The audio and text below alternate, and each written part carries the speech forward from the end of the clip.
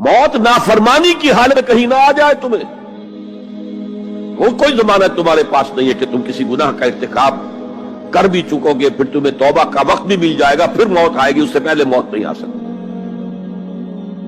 کیا معلوم عین اس گناہ کے ارتکاب کے دوران موت آ جائے، وہ موت کیسی ہوگی؟ شاید آپ کے علم میں ہو، لکھنؤ کے ایک بہت بڑے شاعر تھے اور ان کی موت بہت ہی مکروہ حالات میں واقع، رات کو 2-3 بجے، جس کو آپ انگریزی میں کہتے ہیں in the small hours of the morning, شراب خانے سے نکلے، نشے میں دھت، چکر آیا، گرے، اور ساتھ ہی بدرو جا رہی تھی گندی نالی، اس میں گر گئے، وہاں سے لاش برآمد۔ کیسی موت ہے یہ؟ نافرمانی کی حالت میں موت آئی ہے، شراب کے نشے کی حالت میں موت آئی ہے۔ اور کیا یہ ممکن نہیں ہے کہ کوئی شخص بدکاری کا ارتکاب کر رہا اور عین اسی فعل کے دوران موت آ جائے؟ اچھا، اب اگر آپ نے طے کر دیا نہیں مروں گا مگر حالت فرما برداری میں، اس کی ایک ہی شکل ہے، کوئی لمحہ بھی نافرمانی میں بسر نہ ہو، مبادا اسی لمحے موت آ جائے۔ ہر لمحے کا پہرا دیجئے، ہر ساتھ کی پوری حفاظت کیجئے، کہیں نافرمانی کا کوئی ارتکاب نہ ہو اور عین اس حالت میں کہیں موت نہ آئے۔ میں وہ حدیث آپ کو سنا چکا ہوں، لا یزنی الزانی حین یزنی وہو مومن، کوئی زانی حالت ایمان میں زنا نہیں کرتا، جب وہ زنا کر رہا ہوتا ایمان اس کے دل سے نکل کر اوپر سر پر منڈلاتا رہتا۔ کوئی چور حالت ایمان میں چوری نہیں کرتا، ولا یسرق السارق حین یسرق وہو مومن، کوئی شرابی حالت ایمان میں شراب نہیں پی سکتا، ولا یشرب الخمر حین یشرب وہو مومن۔ اگر ایمان بھی ہو دل میں اور یہ حرکات بھی ہو رہی ہو تو وہ ایمان 2 پیسے کا نہیں، 2 ٹکے کا نہیں، کیا اس ایمان کی قیمت ہے؟ کیا قدر و قیمت ہے اس کی؟ اب اگر عین اسی حالت کے اندر موت آ گئی تو یہ تو خلوع ایمان ہے، ایمان کا خالی ہو جانا ہے۔ یہ ہے وہ بات جو کہی گئی۔ اب یہ اسلام اور تقوی، ان دونوں کو یہاں نوٹ کر لیجئے۔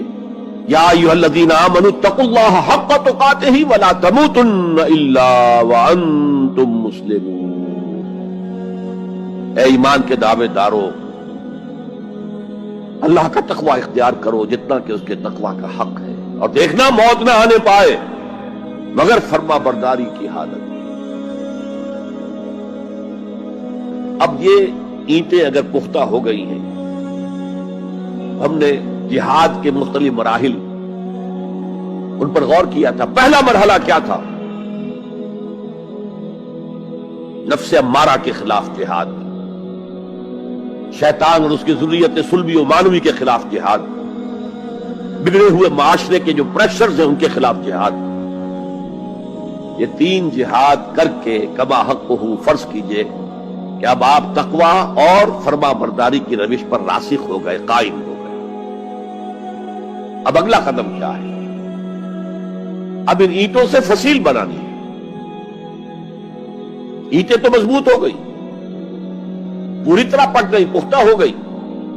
وہ جو اقبال کہتا ہے کہ خام ہے جب تک تو ہے مٹی کا ایک انبار تو، اور پختہ ہو جائے تو ہے شمشیر بے زنہار تو۔